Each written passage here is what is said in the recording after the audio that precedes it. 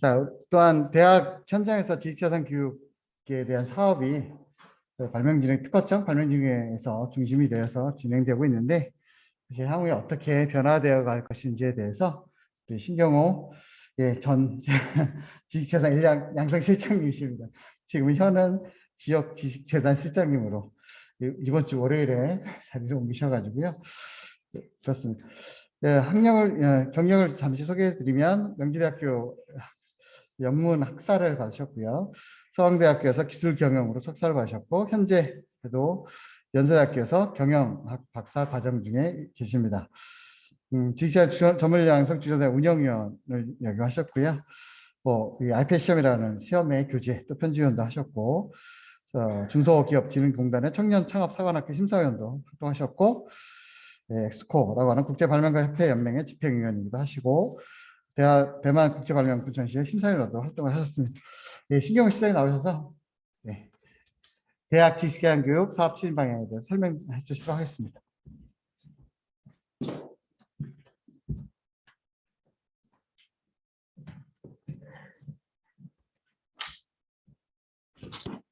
예, 저 한국발명진흥회 신경호 실장입니다. 제가 지식재산 인력 양성 실장을 한 1년 한 4개월 정도 했고요. 방금 말씀하셨던 것처럼 이번 주 월요일 날 제가 지역 지식재산 실장으로 제가 됐습니다. 그래서 1년 좀 넘게 제가 이제 이 대학 사업을 했었는데요. 그 전에는 제가 그 국제협력 쪽을 한 20년 동안 했었고, 처음으로 이제 제가 교육 사업으로 대학 교육 사업을 했었었는데요. 아시겠지만 저희가 이제 특허청하고 저희 한국발명진흥회가 대학 지원 사업을 한 첫 그 시기가 한 2006년 정도 됩니다. 그 당시에는 저희가 이공계생을 위한 대학 지식재산 교육 강좌 지원 사업이라고 해서 대학에서 기존에 개설되어 있던 강의에 상담점식으로 해서 뭐 4주차 또는 8주차 정도로 해서 제가 지식재산 교육을 쭉 했었어요. 그래서 2006년도부터 17년까지 한 8만 명 정도 저희가 이제 교육을 했었는데 이 강좌 지원 사업을 대체할 수 있는 이제 대학 지원 사업이 이제 선도대학으로 해서 저희가 2012년도에 처음 시작을 했습니다.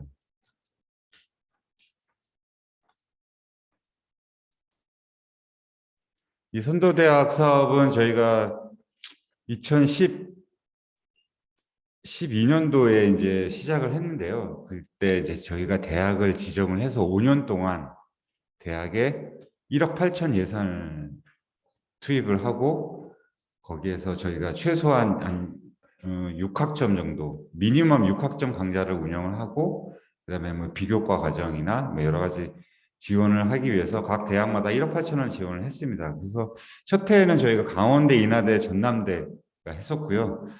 계속 가다가 저희가 매년 대학을 뽑았었는데 안타깝게도 이 선도대학 사업이 이제 일몰 사업으로 지정이 됐어요. 그러니까 기재부의 이제 국고사업 연장평가에서 일몰 사업으로 판정이 돼서 더 이상의 신규의 그 선도대학은 저희가 지정하지 않고요. 기존에 있는 대학을 5년 동안 지원을 해서 졸업하고 마감하는 이런 사업입니다. 그래서 올해는 그 서울 과기대, 연세대, 영남대, 제주대가 이제 올해 졸업을 하고요. 그래서 저희가 2024년도에 이제 동명대, 충주대가 이제 마지막으로 해서 졸업을 하게 됩니다. 이 선도대학에서는 이제 주로 하는 게 저희가 기존의 강좌 지원 사업에서 기존 대학에 강좌를 했었다면 이제는 대학을 지정해서 지식재산 교육을 하자라고 해서 그 대학을 지식재산 선도대학이라는 이름으로 저희가 지원을 했고요. 이 사업의 목적은 이제 그 대학에서 전담 교수분이 지식재산 강의를 개설을 하고 진행을 하자라는 목적으로 큰 돈은 아닙니다만 1억 8천 정도를 했고 거기서 한 1억 내외 정도가 아마 그 전담 교수님의 그 인건비하고 연구활동비 해서 한 1억 1,000, 2,000 정도가 이제 집행이 되고 나머지는 강좌 운영, 그다음에 비교과 활동으로 저희가 캠퍼스 특허 유니버시아드 대회나 아니면 지시한 능력 시험 아니면 뭐 D2B나 뭐 캡스톤 디자인 대회 뭐 이런 걸로 대학을 자체적으로 운영할 수 있게끔 저희가 예산을 내려줬습니다.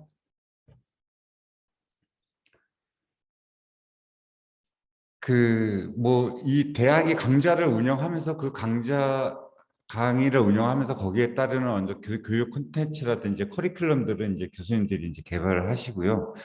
그리고 학위 인증 제도는 요거는 이제 선도 대학 중에서는 이 지식재산 강의를 들은 학생들한테 이제 어떤 그 메리트를 줘야 되겠다라고 해서 뭐 자체적으로 이렇게 인증 같은 거를 만들어서 운영하고 있습니다. 뭐 연세대 같은 경우도 뭐 지식재산 강의를 듣고 뭐 그거에 대해서 뭐 학부에서 이제 뭐 복수 전공 운영하는 데도 있고요. 대학마다 보면 약간 좀 다르게 운영을 하고 있습니다.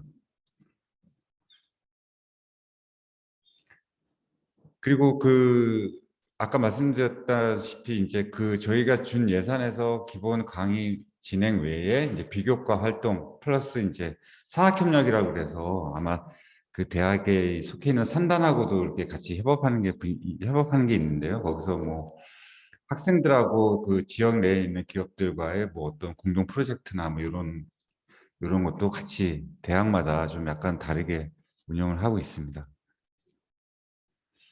그래서 이 선도대학이 어떻게 보면은 지식재산 대학을 대상으로 지식재산 저변에 좀 많은 역할을 했다라는 그런 평이 많이 있고요. 이게 괜찮은 사업으로 이제 저도 와서 이제 느끼고 있었는데 안타깝게도 이제 그렇게 돼서 좀 아쉬운 부분이 있는 사업입니다. 다음에 이제 선도대학과 더불어 저희가 지식재산 전문학위 과정이 있는데 요거는 석사를 양성해 놨는 이제 대학 그 사업입니다. 이게 대학을 지정을 해서 초기에는 저희 이제 카이스트하고 홍익대, 고대, 단국대 이렇게 지원을 했었고요. 그다음에 지금 동국대가 지금 19년도에 선정을 해서 5년 동안 예산 지원을 받고 있습니다. 예산은 3억 5천 정도 예산 지원을 하고 있고요. 그 한 20명 정도 정원으로 해서 석박사 과정을 운영하는 사업입니다. 홍익대 같은 경우는 저희가 이제 MIP 전문학위 과정 예산이 종료가 됐음에도 불구하고 지식재산 학과를 운영을 하고 있어요. 그래서 아마 국내에서 지식재산학 박사를 주는 대학이 유일한 대학이 홍익대입니다. 뭐 다른 대학도 있겠지만 다른 대학은 뭐 그 법학 가르치고 지식재산학 전공 뭐 이런 식으로 가는데 홍익대 같은 경우는 지식재산학으로 박사 학위를 석박사 학위를 운영하고 있고요. 고려대 같은 경우는 저희가 지원을 했지만 전속되지는 않고 MOT 과정에 흡수가 돼서 한 트랙으로 해서 지식재산 트랙으로 운영이 되고 있습니다. 단국대도 역시 이제 지식재산 학위 운영이 되고 있고요. 카이스트는 잘 아시다시피 활발하게 지금 운영을 하고 있습니다. 저희가 이제 5년 지원을 해야 되는데 5년채 되지 않았는데 이제 카이스트는 자체적으로 이제 하겠다라고 해서 자체적으로 지금까지 활발하게 하고 있습니다. 아무래도 국고 예산이 투입되다 보니까 여러 가지 좀 간섭 아닌 간섭 부분도 있긴 한데 이제 그런 게 좀 싫었던 모양입니다. 카이스트는 그래서 자체적으로 운영을 지금 잘 하고 있는 모범적으로 하고 있습니다.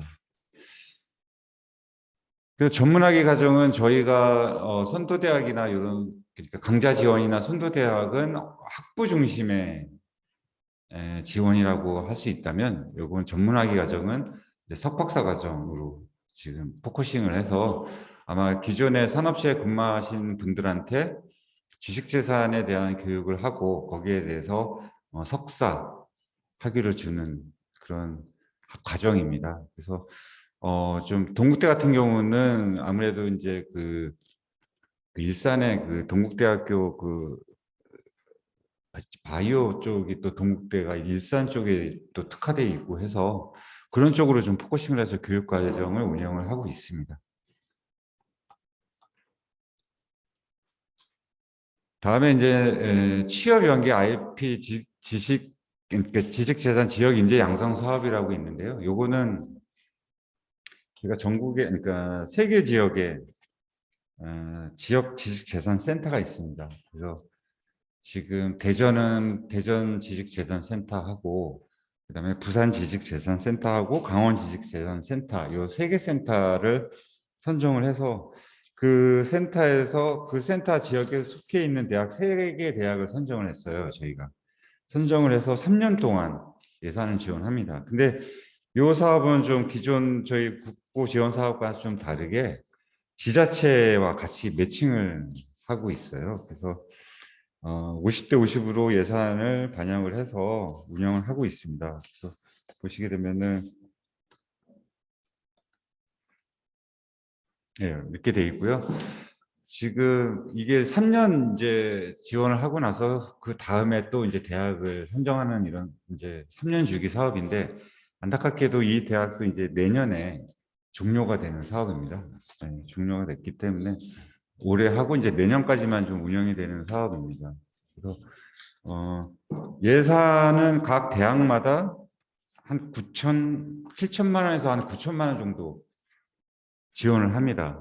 이게 이제 그 그러니까 지역에서 매칭하는 예산 포함해서 7천에서 9천 정도 이렇게 약간 대학마다 좀 차별 있게 이제 저희가 예산 지원을 하는데 이게 이제 최저 한 15학점 정도, 대학에서는 최소한 15학점 정도 이 지식재산 관련 그 강의를 운영을 하는 게 이제 기본 조건이거든요. 그래서 하고 있고, 요거 사업의 이제 약간의 특이점은 그 취업을, 그러니까 그 지역에 있는 기업이 필요로 하는 어떤 과제 같은 거를 내고 이 지역에 속해 있는 대학생들이 그 과제의 솔루션을 같이 이렇게 고민하고 그래서 그 학생들이 그 회사에 취업을 하는 그런 프로세스로 취업 연계라는 어떤 사업 명칭이 이렇게 돼 있고요. 그래서 이게 다자간의 학교, 학생, 기업 서로 그 MOU 형태의 어떤 협의를 통해서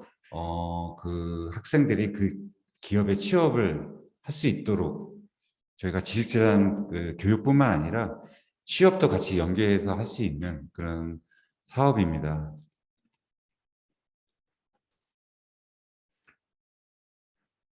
그래서 요 말씀드렸던 취업뿐만 아니라 이제 저희 그 자체적으로 대학으로 그러니까 강의 취업 그다음에 자체적인 비교과 활동으로 해서 뭐 대학교 자체적으로 특허 유니버시아드 대회도 하고 그 세 개 대학 중 각 지역의 세 개 대학 중에 한 대학이 이제 선정이 돼서 그 대학에서 그 유니버시아드 대회도 하고 그 지역 현지의 이제 CEO 분들을 모시고 학생들한테 강의도 하고 그렇게 이제 활동을 하고 있습니다.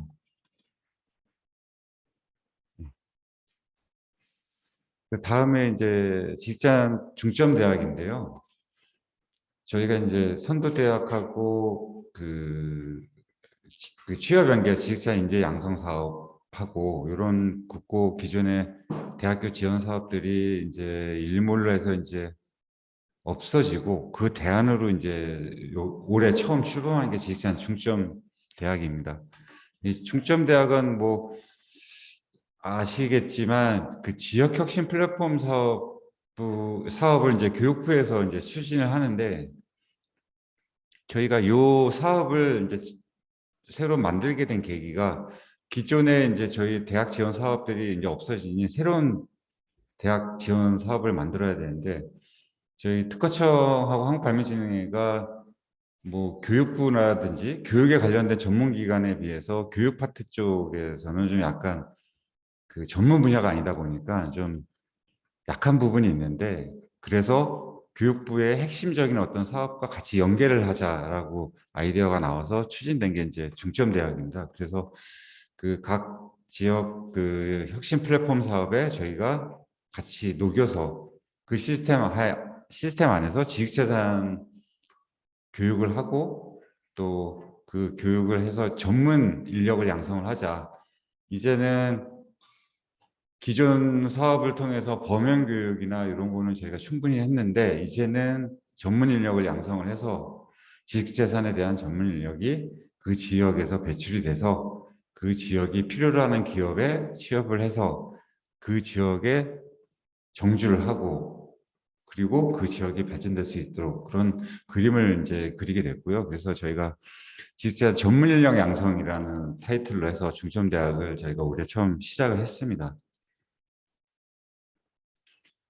뭐 예, 올해 이제 처음 하다 보니까 저희가 이제 예산을 저희가 작년에 이제 기획재정부 통해서 저희가 예산을 받은 게 아니고 저희가 그 12월 달 이제 국회 이제 심의 때 저희가 극적으로 좀 예산을 확보한 사업이에요. 그래서 18억 예산을 작년 12월에 확보를 해서 올 상반기에 이제 그 대학을 선정을 했고요. 물론 뭐 플랫폼 사업을 하는 대학들을 이제 같이 선정을 해서 사업을 좀 급하게 시작을 했던 부분이 있습니다. 그래서 올해 전남대하고 그 충북대하고 경상국립대 세 개 대학이 이제 중점대학으로 선정이 돼서 저희 예산 지원을 받고 있고 그 사업 계획에 맞게 지금 사업을 수행하고 있습니다.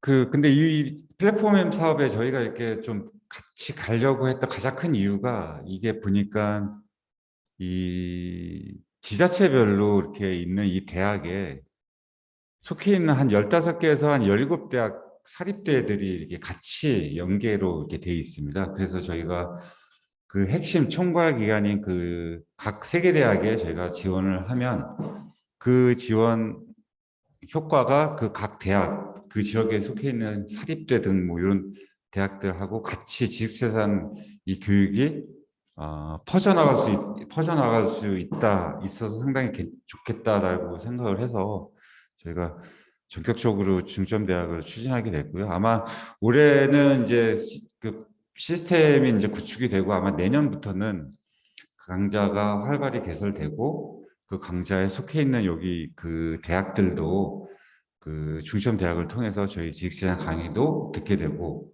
많은 학생들이 지식재산의 어떤 강의를 충분히 들을 수 있는 그런 시기가 아마 내년부터는 활발하게 될 것 같습니다. 그 저희가 생각하고 있는 거는 대학원에서 석박사 과정, 박사 과정, 전문 인력이라고 하면 주로 석박사를 많이 얘기를 하고 있죠. 그래서 저희가 석박사 과정을 육성을 하자.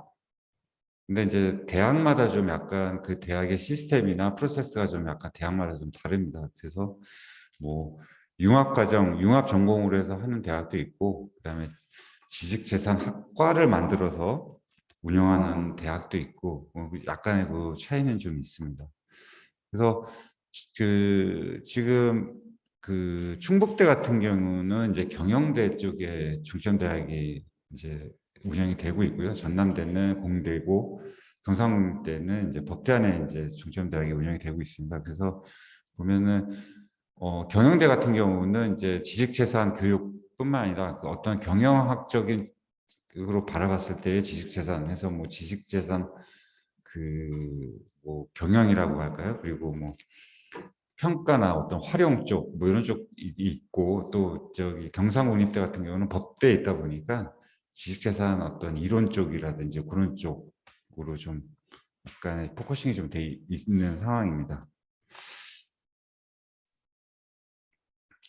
네, 이걸로 마치고요. 지금 여기 이제 대학교에 계시는 분들 뭐 여러 관계자분들이 있는데 저희가 이제 중점대학을 올해 세계대학으로 시작을 했고 그다음에 올해 아시겠지만 충남대가 지역혁신 플랫폼 사업으로 선정이 돼 있습니다. 그래서 저희가 계획은 매년 플랫폼 대학이 선정될 때 저희도 중점대학을 선정을 해서 같이 맞물려 갈 수 있게끔 이렇게 계획을 잡고 있고요. 그리고 내년도에 충남대를 선정하기 위한 예산 확보를 지금 하고 있습니다. 저희가 일단은 기존의 세계 중점대학 운영을 위한 예산은 이제 기재부를 통해서 확보가 돼 있는데 추가되는 충남대에 대해서는 저희가 그 예산 심의 마지막까지 지역구 의원이나 뭐 여러 국회 관계자분들을 통해서 예산을 좀 확보를 해야 되는 그런 상황입니다. 그래서 저희 그 한국발명진흥회하고 특허청은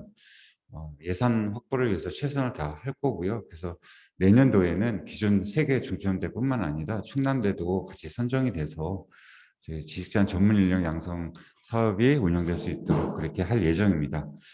그리고 여기에는 제가 넣지는 않았습니다만 이제 저희가 그 내년도부터 그 교육부에서 그 범부처 혁신 인재 양성 사업이라고 600억짜리 교육부 사업이 있습니다. 거기서 정부 부처에서 7개의 기관이 이제 선정이 됐고요. 거기 특허청이 선정이 돼 있습니다. 그래서 저희 특허청은 그 교육부에서 65억 예산을 확보를 받아서 그 사업을 위탁하는 기관이 한국발명진흥회입니다. 그래서 그 사업으로 잠깐 말씀을 드리면 저희가 계획 짜고 있는 거는 그 예산으로 한 50개 대학, 학부 30개, 그 다음에 학부 플러스 대학원까지 운영할 수 있는 대학 20개 해서 한 50개 대학을 저희가 선정을 해서 큰 예산은 아닙니다만 아마 학부 쪽만 하는 그 대학에는 한 1억 정도, 그 다음에 대학원까지 한 대학은 1억 2천에서 한 1억 3천 정도 저희가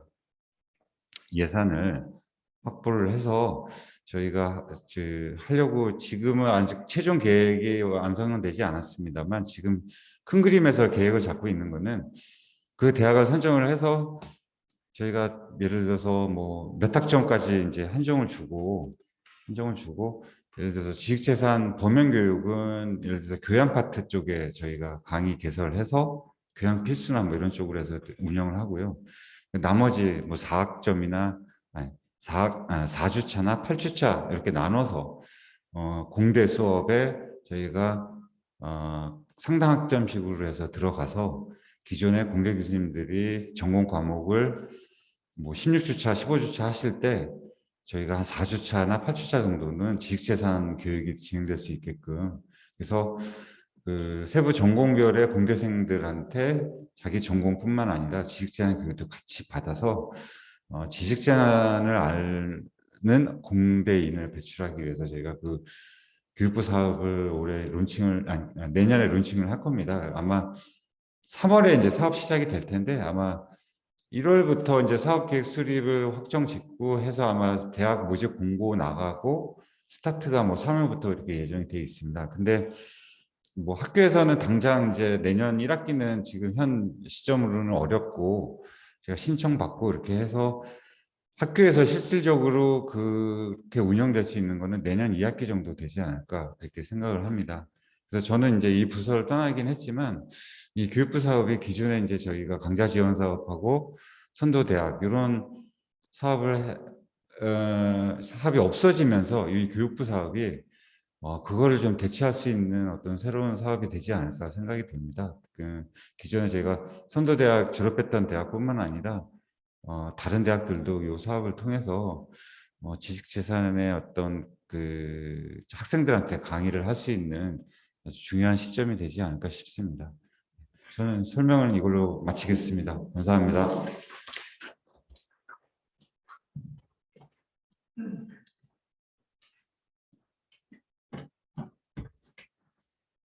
네, 감사드립니다. 자, 이어서 우리 그 실제로 지식재산 의장성 중점대학을 이끌고 계시는 전남대학교 조성현 센터장님 나오셔서 전남대학교에서 추진하고 있는 현황에 대해 설명을 해주시겠습니다. 경력을 잠시 소개해드리도록 하겠습니다. 전남대학교 문과대학 화학공학과에서 학사 석사를 받으셨고요. 고려대학교 문과대학 화학공학과에서 1994년 8월에 그 박사학위를 받으셨습니다.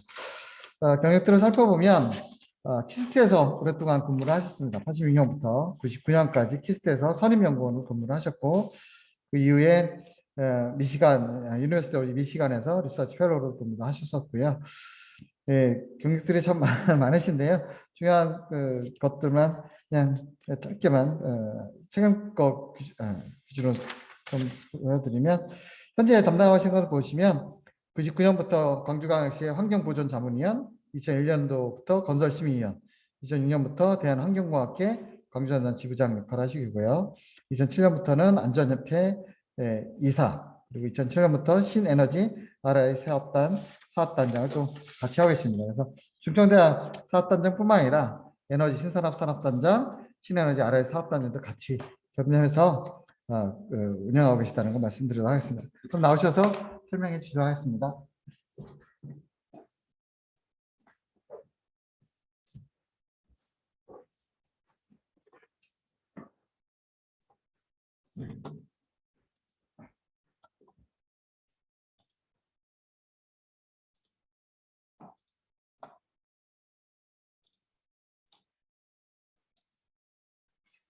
네, 안녕하십니까.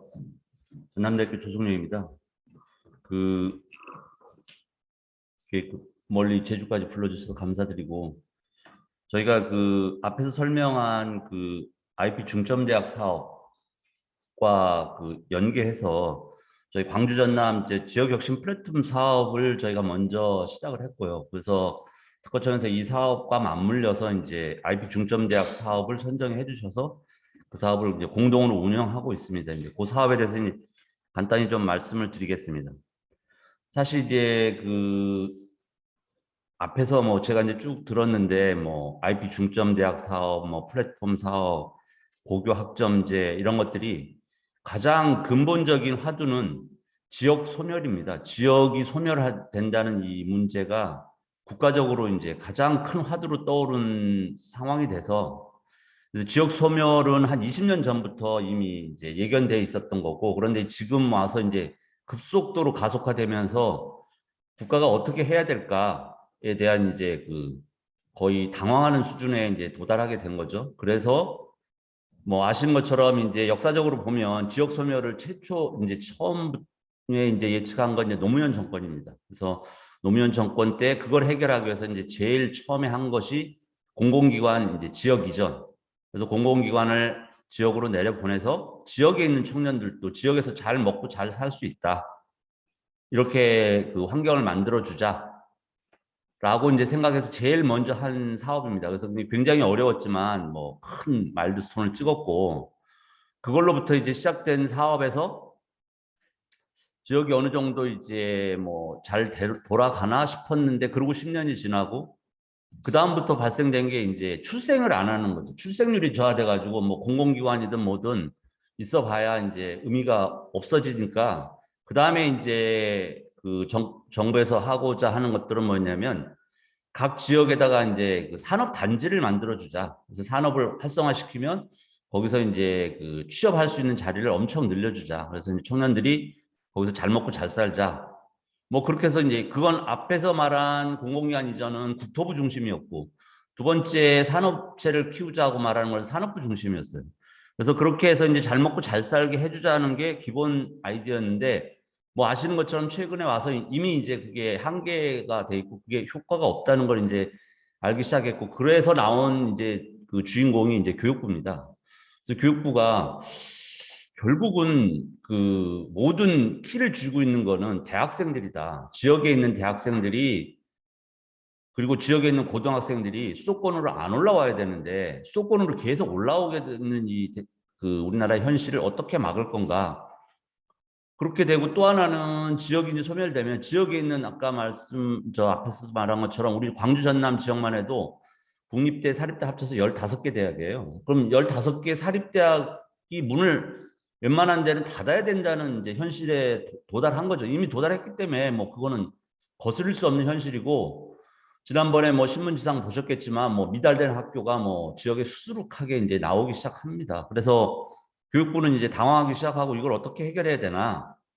그러다 보니 대학의 구조 조정 겸 그다음에 지역에 있는 청년들을 수도권으로 못 올라오게 할 수 있는 이 두 가지의 방책이 뭘까가 해서 나온 게 플랫폼 사업입니다. 그래서 지역 혁신 플랫폼이라는 사업이, 예를 들자면 이런 거죠. 그 이제 사실 그걸 기획할 때부터 이제 제가 참여를 해서 그 컨셉은 뭐였냐면, 어떤 도시에 지금 슈퍼마켓이 500개가 있는데 이미 수요자가 그걸 감당을 못한다 그러니 커다란 백화점 하나를 만들고 슈퍼마켓 300개를 없애자라는 개념이죠.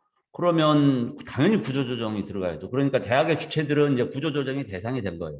그래서 아까 실장이 말한 것처럼 자, 예전에는 15개 대학에 뭐 평가를 해서 뭐 차등을 하든 어쨌든 대학별로 돈을 줬어요. 돈을 줬는데 그거는 슈퍼마켓을 살리겠다는 거죠. 500개 슈퍼마켓을 자발적으로 살리겠다는 컨셉이고, 그걸로 안 되겠다 싶으니까 이제 중심 대학인 지역의 거점 대학을 하나 정하고 여기다 돈을 다 줄 테니까 이 돈을 가지고 15개 슈퍼마켓을 어떻게든 정리해봐라.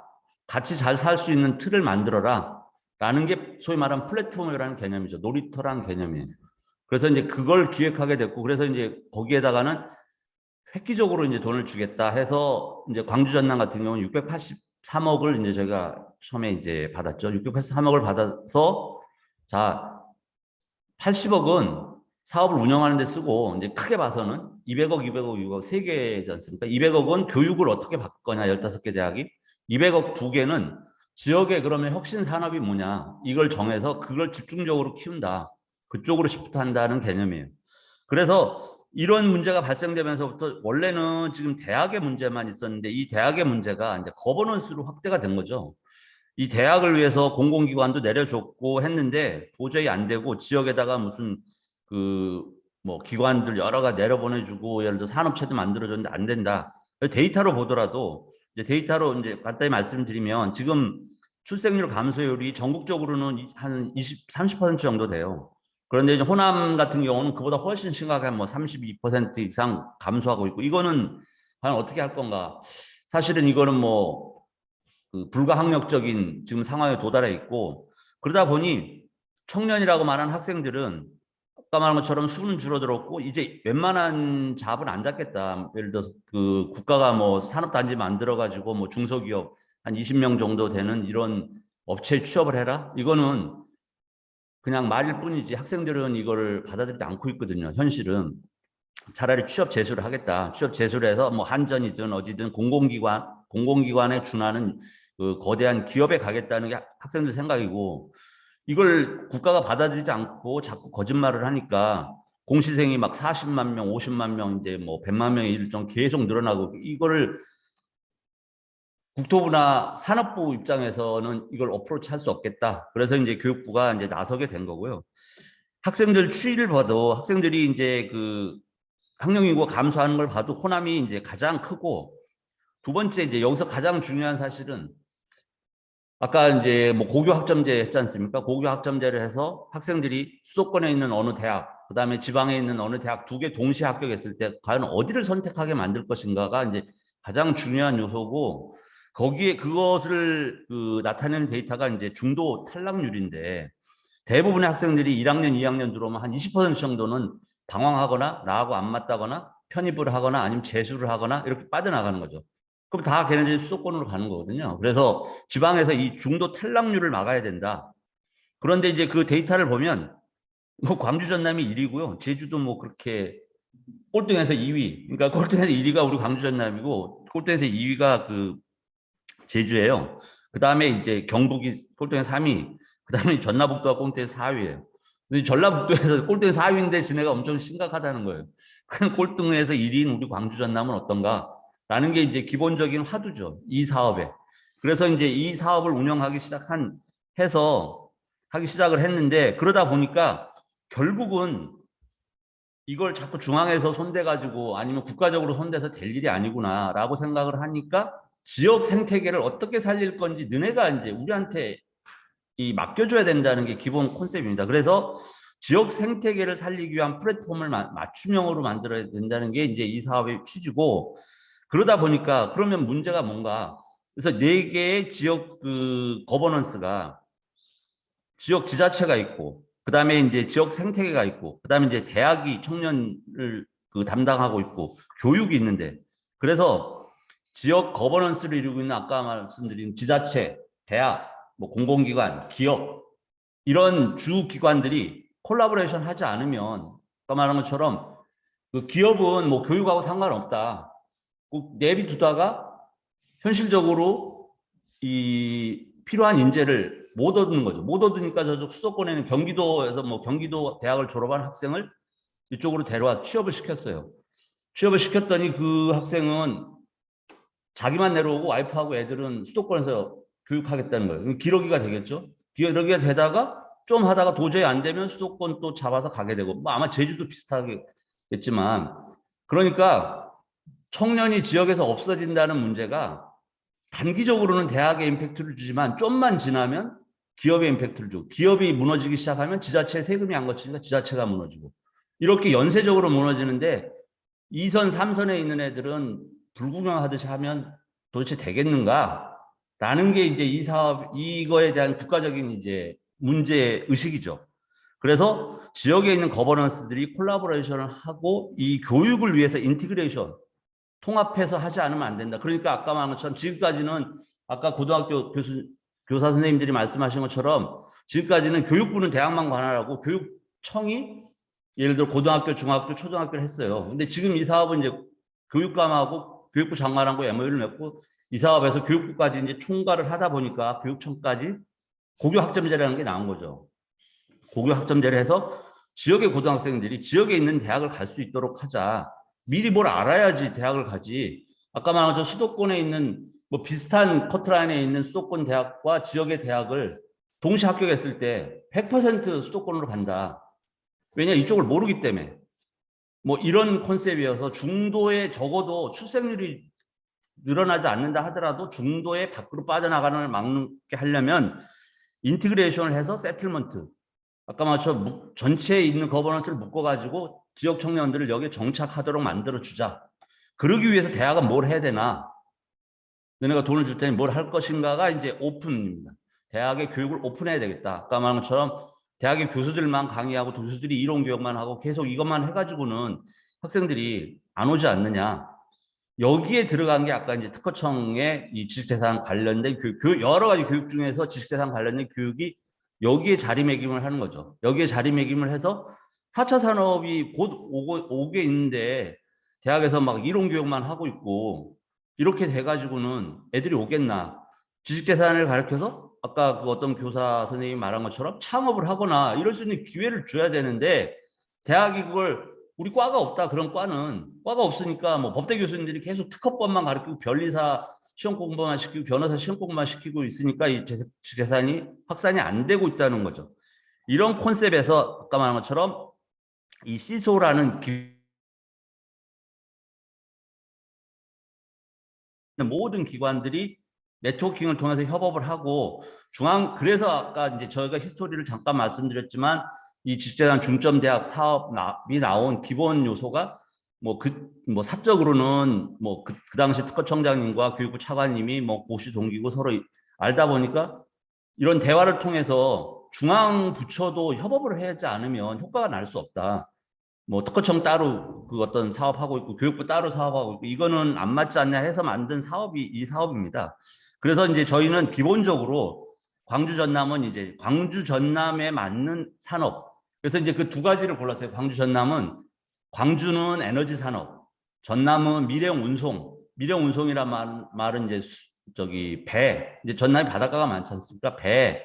그다음에 요새 이제 뜨고 있는 뭐 모빌리티, 그다음에 드론 이런 것들에 관한 4차 산업에 관한 산업. 광주는 에너지 신산업. 에너지 신산업이라면 광주의 이제 기본 요청 이 앞으로 미래 첨단 산업 AI 산업이거든요. 그래서 AI를 이용한 지능형 에너지 산업.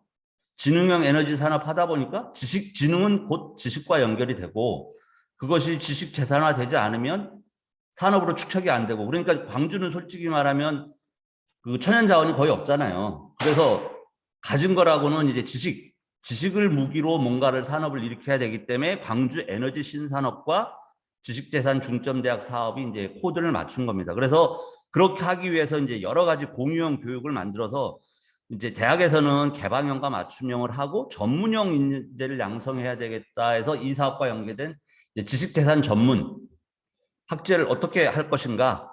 그래서 이제 여러 가지를 만들어서 개방형 학제, 그다음에 맞춤형 학제, 그다음에 이제 전문형 학제인데 전문형 학제에서 여기 나온 것 말씀드린 것처럼 아까 그 앞에서 고교 선생님이 말씀하신 것처럼 특성화고에 대한 지식재산 아니면 전문 이론 교육, 뭐 재직자 교육, 대학원생 교육 이런 것들을 콘셉트를 집어넣어서 프로그램을 짜서 이 사업에서 해보자라는 것이 이제 기본 저희 아이디어고 그래서 플랫폼 이제 교육부가 만든 플랫폼에 이제 광주 같은 경우 미래 에너지 산업과 IP를 어떻게 연계할 것인가 그래서 이제 저희는 이제 이 이스퀘어 프로그램이라 해서 예를 들어서 에너지 쪽에서 에너지가 이제 처음에 먼저 플랫폼 사업이 됐고 이제 모체가 그 교육부다 보니까 에너지에 필요한 게 뭔가 에너지와 융합할 수 있는 게 그래서 에너지와 융합한 R&D, 에너지와 아까 광주가 하는 AI와 융합한 에너지 ICT 그리고 이제 그 특허청과 하는 에너지 IP 융합 요 세 가지의 방향으로 우리가 이제 에너지 산업을 이끌어야 되겠다. 특히 이제 IP 쪽에 얘기를 드리면 IP는 광주 전남 같은 경우는 한전이 이제 나주로 이전을 했기 때문에 광주와 전남의 그 공통지구라고 할 수 있는 혁신지구 나주를 중심으로 해서 나주 혁신도시에 에너지 창업화를 이제 각 지자체가 원하고 있고 대학들이 원하고 있기 때문에 여기에 이론 교육과 실제로 창업에 대한 시설, 인프라 이런 것들을 제공해서 학생들이 지역을 떠나지 않고도 창업을 해서 성공하는 사례를 만들어 보자라는 게 이제 플랫폼 사업과 IP 사업의 이제 연계 그 코드라고 할 수 있겠습니다. 그래서 그 이제 왜 그런데 이제 아까 말씀드린 것처럼 에너지냐. 그래서 에너지 같은 경우에 이제 뭐 아시는 것처럼 여러 가지 지금 에너지 특허 분쟁 이런 거로부터 이제 이 굉장히 중요한 화두로 지식재산과 특허 같은 게 떠올랐고 광주 지역에서 보면 광주 지역의 에너지 분야의 인력 현황을 보게 되면 엔지니어링 그러니까 대학교 졸업해서 에너지 쪽에만 관련된 인력만 봐도 한 10,000명 정도, 그 다음에 이제 생산 인력, 아까 특성하고 뭐 이렇게 생산 인력만 봐도 한 10,000명 정도, 그 다음에 뭐 내년부터 이제 그 받게 될 한전공대, 이런 공대가 들어오게 되면 이런 전문 인력이 한 1,000명 정도. 그래서 에너지 분야에 지식 재산이 필요한 이런 풍부한 자원이 있다. 그 학생 자원이. 그래서 이런 자원들을 대상으로 한다면 이 굉장히 효과가 클 것이다. 해서 저희가 이제 제안서를 냈고 이제 작년에 그걸 통해서 우리가 플랫폼 연계 IP 중점 대학 사업으로 이제 선정이 됐습니다. 그래서 선정이 돼서 뭐 이제 뭐 그 조직도 만들었고 센터도 만들고 뭐 여러 가지를 하는 거는 뭐 루틴하게 이제 다른 대학들하고 비슷하게 하고 있고요. 그래서 우리는 교육의 내용을 한 그 6단계로 나눠서 첫 번째로는 지역 고교 학생들부터, 왜냐하면 고등학생이 대학을 선택할 때 지역에 있는 대학을 선택할 수 있는 초이스를 늘려야 되겠다. 그래서 지역 고교를 중심으로 한 이 교육이 1단계. 그 다음에 이제 그 대학에 들어오면 1학년부터 지식재산이라는 게 이게 돈이 된다. 그리고 졸업을 하면 뭔가가 메리트가 있다는 교육, 기본 교육. 그 다음에 이 지식재산이 단지 그냥 이론으로 끝나는 게 아니고 4차 산업과 연계를 한다면 공학, 아까 말씀드린 경영학, 뭐 법학 이런 전공 학생들이 이것과 연계를 해서 이 나갈 수 있는 길을 열어주는 융합 연계 교육. 뭐 4학년들은 이제 그걸 통해서 이제 취업.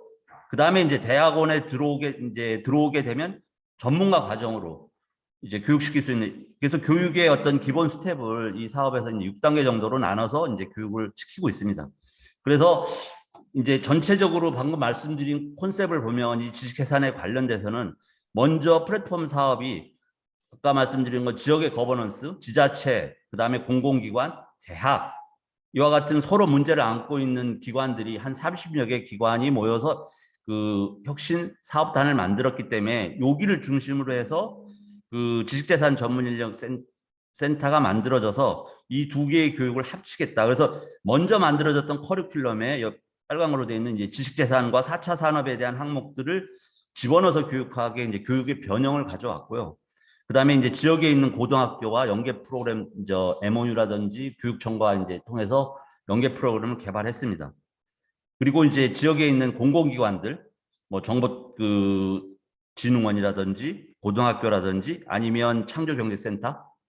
왜냐하면 이 지식재산이 사실 돈이 되기까지는 고등학교의 동기부여, 대학에서의 교육, 그 다음에 밖에 나가서 창업을 위한 자금 지원, 이 세 가지 팩터가 맞아야만 가능하더라고요. 그래서 그 세 개가 가능한 지역의 이제 기관들을 연계시키는 역할을 우리가 이제 중점 대학이 해야 되겠다 해서 만들었고, 이제 요 사업의 이제 특징적인 건 앞에서 실 시장님이 그 설명한 것처럼 다른 사업들은 한 개 대학 내에서 지원을 받은 대학 내에서 모든 걸 해결하려고 하지만 우리는 이제 플랫폼 사업의 이제 장점을 살린다면 여러 대학이 함께 할 수 있는 참여대학, 우리 광주에 있는 15개 있는 대학들이 각각 요 프로그램에 참여할 건가라는 이제 의사를 물어봤고, 그래서 여러 대학이 함께 참여해서 융합 전공을 만들고, 그러니까 전남대 센터를 동신대나 뭐 순천대나 다른 대학들이 이용할 수 있다는, 그래야 이제 확산 속도가 빨라지겠다.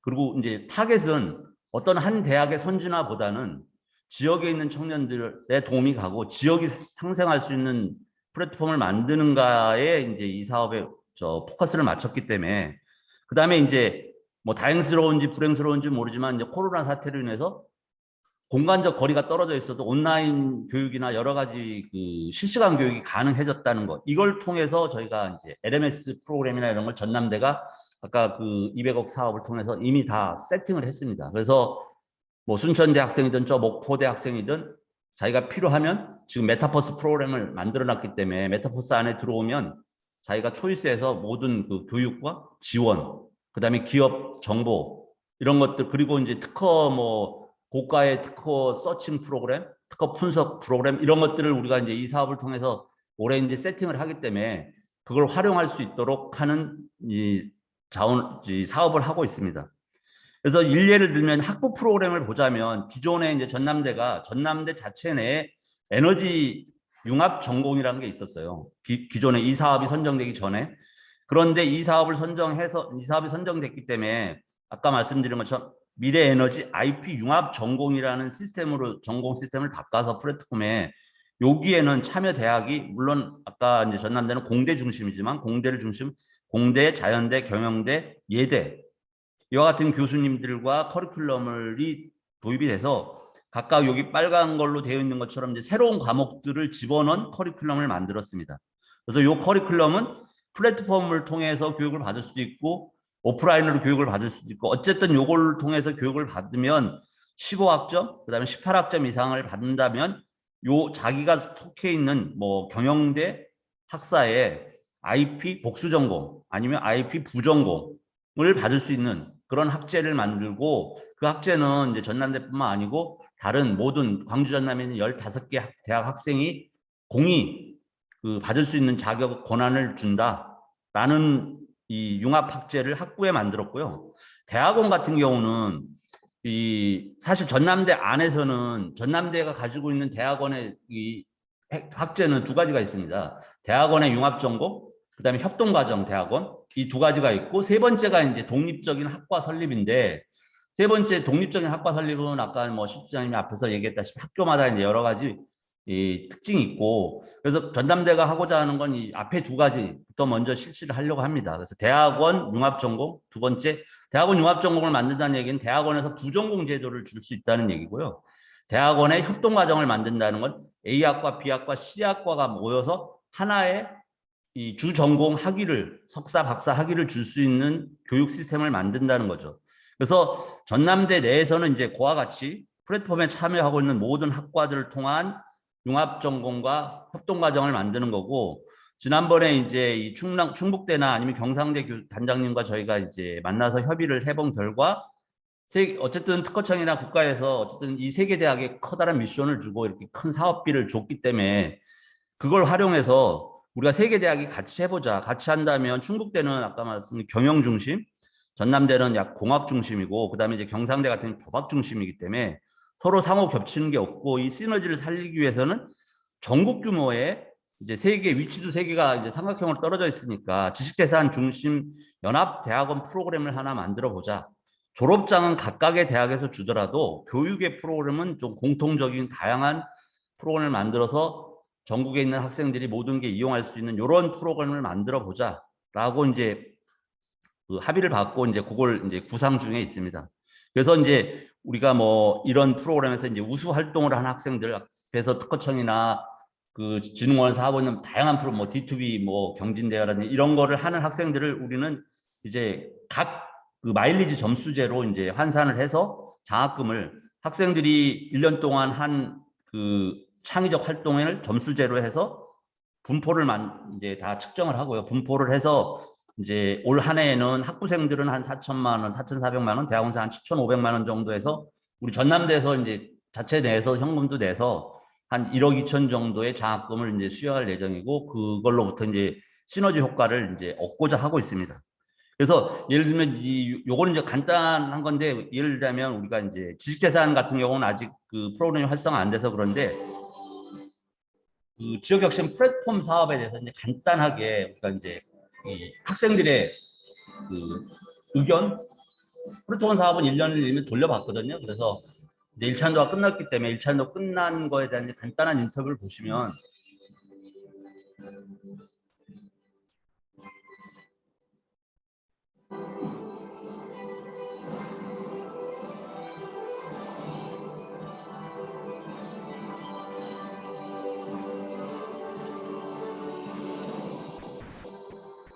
솔직히 그런 게 있거든요. 지역에 한 게 진짜 서울에서만 달라고 생각했는데 그 기회가 오죠. 이 사업은 꼭 신청해야 하는 거다. 이건 놓치면 안 되는 거다. 이건 꼭 잡아라. 후배들한테 얘기해 주시고. 한국방송통신전파진흥원에서 진행하는 체험 알림 프로그램을 통해 지역에 필요한 구체적인 역량을 알게 되었고 그 후로 성대와의 대학 프로그램에 참가하면서 실제로 필요한 역량들을 키워갈 수 있었습니다. 서울에서나 할 수 있는 거라 생각했던 것들, 이면 취업학원을 찾아가야 하는 것들이었는데 학교에서 바로 참여할 수 있는 거라는 게 너무 좋았고 편리했어요. 후배들에게 꼭 참여하라고 얘기합니다. 보통 학생들은 기업에 대한 정보를 인터넷이나 또는 광고 통해서 많이 얻게 되는데요. 실제로 이 정도로서는 많이 부족하죠. 이 사업을 통해서 학생들은 살아있는 현장의 목소리를 경험하고 지역이 요구하는 영양과 실력을 자세히 갖춰서 유사식을 할 수 있습니다. 체험을 하는 기업 입장에서도 지역에 주입된 우수인들을 체험할 수 있는 스펙트럼이 넓어지게 되는 거죠. 앞으로도 지역대학과 행보하여 더욱 업그레이드된 프로그램을 지속적으로 마련하고 꾸준히 확대하여 기획하며 지역 인재 입소와 지역의 경제, 사회 생태계를 활성화해 나가는 일에 힘을 보태고자 합니다. 기업들은 글로벌 인재를 원하고 그래서 취준생들이나 대학생들은 해외 경험을 하고 싶어 하지만 하기가 쉽지 않습니다. 우리나라에 미국에 위치한 에너지 기업인 MSE, SAT 그리고 태양광 발전소를 다녀왔습니다.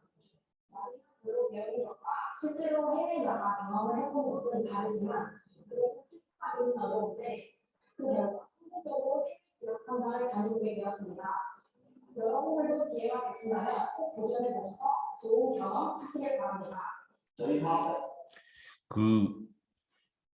이제 요까지가 이제 저희 1차년도 사업을 하면서 이제 그 학생들의 어떤 뭐 소감을 들어본 거고 어쨌든 혁신 사업이든 직장 중점 사업이든 화두는 아주 단순합니다. 지역에 있는 청년들이 이제 수도권을 떠나지 못하게 할 수 있는 방법이 도대체 뭔가 돈을 줄 것인가 뭐 좋은 양질의 교육을 줄 것인지 뭐 이 머리를 맞대고 하는 사업이어서 그래서 이제 저희가 뭐 어쩔 수 없이 이 두 개 에너지 사업단과 이걸 두 개를 이제 총괄을 하는 이유 중에 하나도 일관성 있게 이걸 좀 같이 가보자 뭐 지자체에서도 이제 그런 의미에서 이제 이 같이 하는 거라서 하여튼 뭐 최대 노력을 해보겠습니다. 근데 그 뭐 여기 이제 진흥원에서도 오셨고 이제 다른 대학에서도 좀 좋은 아이디어나 뭐 이제 충고 주시면 감사하겠습니다. 이걸로 마치겠습니다. 감사합니다.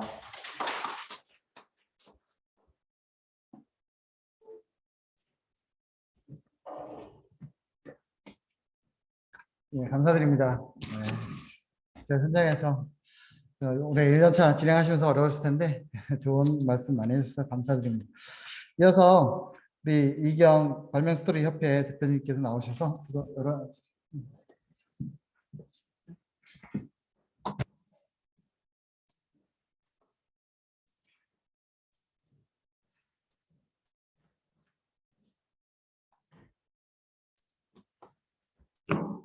나오셔서 오늘의 마지막 발표가 되겠고요. 끝나자마자 바로 우리 토론 들어가도록 하겠습니다. 2003년도 제1회 발명 장학생이셨고요. 아유, 부럽습니다. 그래서 서울한양대학교 평생교육원의 발명 스토리텔링 지도교수로서 다양한 교육을 해오고 계십니다. 그리고 선생님 발명 스토리텔링 들려주세요 책의 대표 저자이기도 합니다. 그러면 지금부터 학교 현장에서의 발명 스토리텔링 교육에 대해서 발표해 드리도록 하겠습니다. 안녕하세요. 이경입니다. 제가 연구한 분야는 지식재산 교육에 있어서 기초교육과정에 해당되는 아이디어 발상, 아이디어 창출 분야에 대한 연구였습니다. 오늘 발표하게 된 이 자료는 지식재산의 지금 앞에서 발표한 중고등학교 그리고 대학에서 진행하고 있는 지식재산 교육과정의 영역을 지역사회 그리고 특성화 고등학교 과정 기타 진행되어지는 모든 사회적 영향의 교육과정이 이제 지식재산 교육의 한 현장으로 이루어지면서 제가 가장 고민했던 게 이 모든 교육의 툴이 초중고등학교 교육부에서 교육과정이 진행되면서 그 모든 교육과정, 초중교육, 고등학교 교육과정과 대학교에서 진행되어 있는 지식교육 과정이 동일한 방법으로 진행되고 있다는 문제점이었습니다. 그 안에서 제가 발견한 것은 과연 대학교육 플러스 대학교육 함께 초중고등학교에서 해결해야 할 교육적 역량의 지식교육 교수학습법은 무엇인가? 그 부분이 저의 고민이었고 연구 과제였습니다.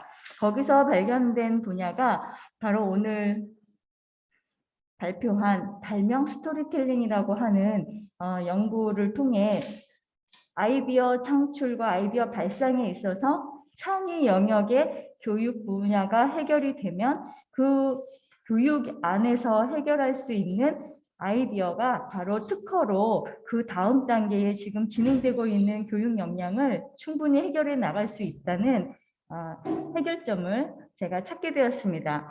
오늘 발표한 과제의 내용은 제가 지금 보여드리는 이 책의 안에서는 교육 발명 스토리텔링이라고 하는 실질적인 교수학습 내용이 들어가 있어서 이 책 안에서 참고하시면 될 것 같고요. 이 발표한 자료 안에는 제가 여기서 뇌교육 관련된 자료를 왜 발명 스토리텔링이 창의교육에 있어서 해결될 수 있었는지 그 분야에 대한 내용 부분만 제가 필요한 부분만 좀 발표하고 그리고 질문을 받도록 하겠습니다. 서론, 초등 발명교육은 지식재산 교육에 있어 아이디어 발상 훈련 교육과정으로 교육할 수 있다. 발명교육은 발명교육 활성화 및 지원에 관한 법률이 시작됨에 따라 초중고 고등학교 교육 모든 과정에 도입 시행되고 있다. 본 연구에서는 초등교육 과정 중 창의적 체험활동 시간을 중심으로 발명교육을 진행하였다. 발명교육은 초등교육 과정에서 다양한 교육 과정에 연계 적용 학습이 가능하나 창의적 체험활동 시간에 발명교육을 하는 것은 최대의 교육 효과를 나타낼 수 있다. 발명 스토리텔링은 발명 스토리텔링과 발명 스토리텔링 프로그램으로 나누어 창의적 체험 활동으로 학습할 수 있으며 연령에 따라 학습법을 다르게 도입 가능하다. 발명 스토리텔링과 발명 스토리텔링 프로그램은 뇌 교육 기반 학습에 근거하여 설계되었다. 발명 스토리텔링 프로그램을 통해 연령에 제한 없는 학습자의 아이디어 발상 능력과 창의적 사고 능력을 향상시킬 수 있다. 물론 뇌에 대한 이해, 사람의 뇌는 딱딱한 머릿속에 들어있으며 머리뼈 속에 공간의 대부분을 차지하고 있다. 뇌는 신경망을 활용하여 자극을 표상함으로써 세상과 상호작용하고 있는 뇌 이외의 다른 신체 부위와 신호를 주고받으며 사고를 재구성한다. 이 부분이 굉장히 요즘 뇌과학 분야가 우리나라에 진행되고 있는 새로운 과학 영역 중에 연구 분야 중에 하나입니다. 이 분야가 뇌 교육이 바로 우리가 지식재산 교육에 있어서 아이디어 영역을 해결할 수 있는 창의교육 학습 기반을 만들어낼 수 있는 교습 학습법을 만들어낼 수 있다가 제가 연구에서 찾아낸 방법이었습니다. 이 부분은 고대 철학자들부터 철학자 얘기가 나오니까 여기 오신 분들하고는 전혀 관련이 없는 분야죠. 예, 인문과 공학이 서로 관련이 없는 지식재산 분야였지만 철학자 이야기가 왜 나왔냐면 우리가 알고 있는 이 뇌의 학습법 중에서 좌뇌와 우뇌가 작용되는 뇌신경망의 활동, 신경에서 이루어지는 창의적 사고 영역을 만들어내는 구조 영역이 어디에서 먼저 자극되어지고 그 신경망이 작용하느냐에 따라 아이디어 영역이 발현되는 게 다르게 나타났다. 이것이 지금은 우리가 이렇게 현장에서 진행되고 있는 창의 활동이라고 하는 이야기로 하고 있지만 고대 철학자는 그 시대부터 이미 왜 그 사람이 사고하게 되는가부터 시작했던 그 고민에 생각의 근원지가 심장이냐 뇌냐 이런 고민들이 이루어져 오고 있었다는 거죠. 그래서 갈레노스의 실험을 통해서 뇌가 생각의 중심이라는 사실을 증명하게 되었던 자료가 있었습니다. 그래서 뇌는 생각의 중심이며 뇌의 배움에는 다음과 같은 기둥을 가지고 뇌가 사고에 획득하는 중요한 영역을 차지하고 있다는 자료가 있습니다. 뇌는 호기심과 도파민의 생성 과정이 신경생물학적 연구자들에 따라 정보의 발견은 우리의 뇌 속에서 나름 보상을 받는데 바로 도파민 회로가 활성화되는 것이다. 도파민 신경세포들은 미래에 있을 정보 습득과 새로운 것에 반응한다. 저는 이 문구를 보고 우리가 어떤 교수법으로 학생들을 창의교육을 하여야 할 것인가, 바로 정보 습득과 새로운 것에 반응을 보이도록 우리가 뇌 자극을 할 수 있는 환경, 그리고 뇌 자극을 해줄 수 있는 교육 재료 도입이 학생들에게 필요하다는 것을 알게 되었습니다. 그래서 호기심과 메타인지라고 하는 영역으로 학습법과 환경을 만들어주면 앞에서도 고등학교 때 아이들이 전혀 반응이 없고 공부 안 하던 아이들이 새로운 방법으로 발명이라고 하는 방법의 교육 분야가 도입이 되니까 아이가 바뀌고 새로운 결과물을 만들어낼 수 있다. 이런 부분들은 어떤 특정한 아이에 해당되는 것이 아니라 대부분의 많은 사람들에게 해당할 수 있는 일이다라는 게 제가 이 뇌교육 영역 자료를 보면서 알게 되었습니다. 뇌에는 병목 현상도 일어나서 우리가 하나의 자료 자세한 내용에서 보시면 될 것 같고요. 그래서 뇌의 해부학적 특성이 우리가 학습의 결과가 아니라 태어날 때부터 존재한 영역 안에서 뇌는 반응하고 신경학적 호르몬을 만들어낸다는 부분이 자료를 통해 볼 수 있었습니다. 그래서 사람이 뇌는 1000개 이상의 시냅스를 갖고 있는 존재로서 어떻게 자극하고 어떻게 반응하냐에 따라 사고의 확산이 다르게 만들어진다. 기타 자료는 여기서 보시면 될 것 같고요. 그래서 저는 이 연구를 진행을 하면서 3번 뇌 기반 중심의 발명교육 과정을 만들게 되었습니다. 발명교육은 무에서 유를 창조해낼 수 있는 창의적 사고 능력을 만들어내는 무에서 유를 창조할 수 있도록 교육하기 위해서는 메타인지 세계에 노인 자신을 학습 과정으로 이끌어냄으로써 잠재력 속에 숨겨져 있던 자신의 다양한 능력들을 표출하여야 한다. 이를 위해 발명 스토리텔링은 뇌 기반 학습을 토대로 탄생했으며 발명 스토리텔링을 노작 활동과 창작 활동으로 발전시켜 창의적 사고 능력을 확장시키는 발명 스토리텔링 프로그램으로 발전시켰다. 이때 발명 스토리텔링 프로그램은 연령별 수업 시간에 따라 교육과정 구성을 재편성할 수 있다. 안에 자료에 보시면 지금 현재 2015년 교육과정에서 진행되고 있는 초등 발명교육에서 진행되고 있는 창의적 체험활동 시간입니다. 이 시간 안에 초등 5, 6학년은 실과교육에만 발명교육이 진행되고 있고 창의적 체험활동 시간은 초등교육의 모든 연령에 배정되어 있는 것을 보실 수가 있습니다. 그렇다면 발명교육, 지식재산 교육을 초등교육, 중등고등교육에는 어떻게 할 수 있을 것인가? 초등교육에는 발명교육이라고 하는 5, 6학년뿐만 아니라 창의적 체험활동 시간에 배정되어 있는 시간을 활용하여 발명교육의 간접적 교육 도입이 가능하다라는 걸 찾게 되었습니다. 발명 스토리텔링은 발명과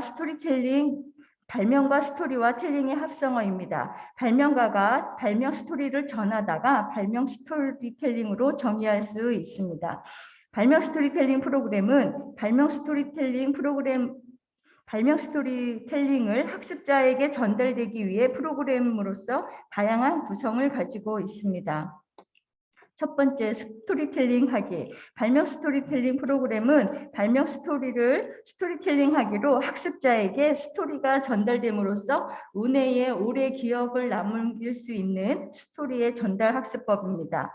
첫 번째, 이때는 소리로 전달할 수 있는 학습법을 적용해 보았습니다. 발명 스토리를 소리로 전달하는 경우 학습자에게 일어나는 변화는 심리 현상에 있어서 눈으로 듣고 귀로 읽는 학습인 메커스 효과가 동일한 발음 및 말소리를 내는 사람의 입모양에 따라 다르게 들리는 현상과 청각이 시각을 이끄는 환각 효과를 만들어내는 효과가 나타났습니다. 사람은 본질적으로 시각과 청각이 자유롭게 섞여 반응하는데 우리가 듣는 것은 보는 것과 결합될 때 완전히 새로운 전체가 만들어진다고 합니다.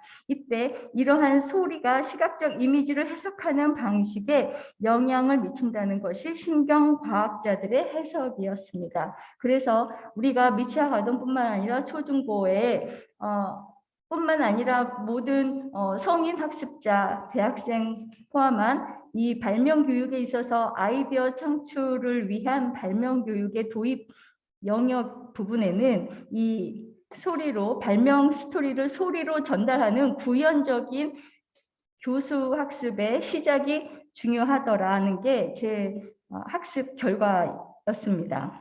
따라서 발명 스토리텔링을 활용한 뇌학습 기반 발명 교육은 발명 스토리텔링을 읽다라고 하는 소리로 전달하는 학습을 적용할 수 있다. 소리로 전달한다는 것은 말하는 자의 입모양에 따라 그 소리가 다르게 느껴질 수도 있으며 어떻게 읽어주느냐는 학습자의 다양한 시청각 자료로서 효과를 나타낼 수 있다. 둘째, 캐릭터로 스토리텔링 하기. 캐릭터를 사용하여 스토리텔링 하는 것은 앞에서 말한 시청각 교육의 효과가 더하여지므로 학습자의 청각과 시각을 동시에 작용하도록 하며 뇌신경의 뇌활성화를 이끌어내는데 최대의 효과를 발휘한다. 학습 방법 1, 2 자료를 보시면 될 것 같고요. 이렇게 해서 다양한 재료를 통하여 발명 교육을 학습하는 것은 노적 활동처럼 창작 활동을 할 수 있는 학습 시간 안에 학습자에게 새로운 사고의 구성을 이끌고 만들어내는 시간을 기여해 줄 수 있습니다. 그래서 재료의 양이나 수, 재료의 종류에 따라 학습의 난이도가 달라지며 아이디어의 창출의 양도 달라질 수가 있습니다. 그래서 대학생들에게도 발명 교육을 할 때 아이디어 창출 교육 영역에 있어서 맨 처음 스토리텔링을 통하여 다양한 재료를 통한 교육이 진행되었을 경우 아이디어를 내라고 하면은 맨 처음 내기가 굉장히 어려워하죠. 그런 부분에 있어서 다양한 아이디어를 창출할 수 있는 방법이 바로 이렇게 다양한 재료를 통해 스토리텔링으로 교육을 도입을 해보니 다양한 아이디어들이 다수의 아이디어들이 창출이 되더라. 이게 학습의 결과였습니다. 그래서 초등교육에 있어서는 발명 스토리텔링 프로젝트 수업으로 창의적 체험활동 시간에 도입하여 수업을 진행해 볼 수가 있습니다. 이 일로 인하여 학습 효과를 마무리해 보니 연령에 제한 없이 발명 교육을 실시할 수 있었으며 뇌 기반 중심의 발명 스토리를 활용한 발명 교육은 학습자의 잠재적 사고 능력을 일깨우고 창의적 사고 능력을 향상시키는 효과가 나타났습니다.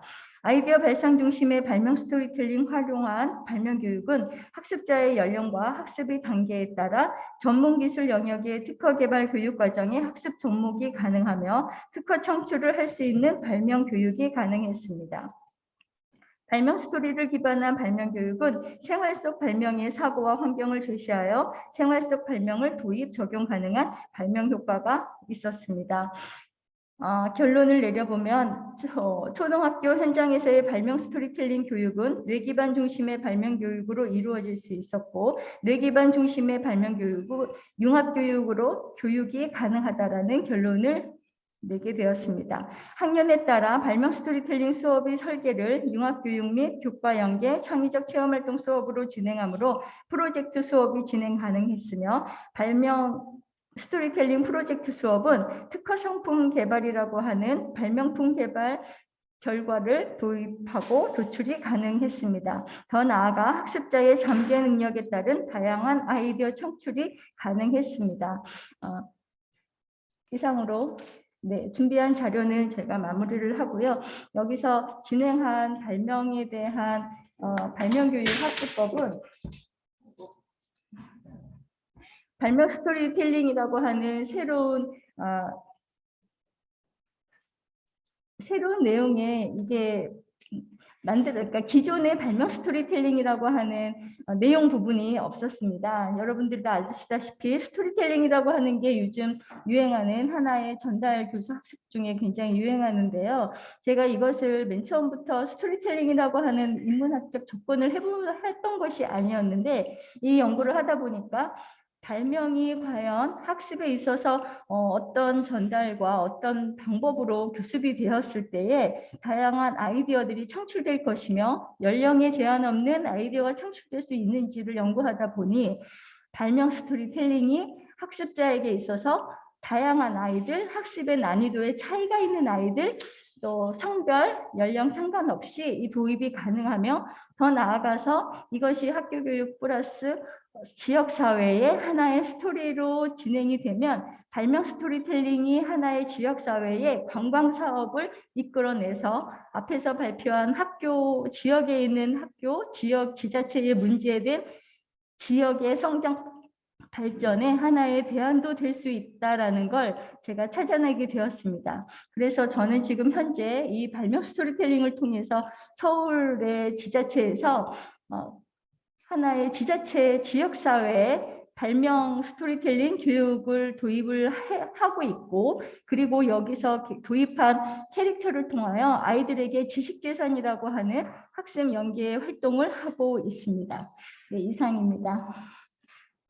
감사합니다.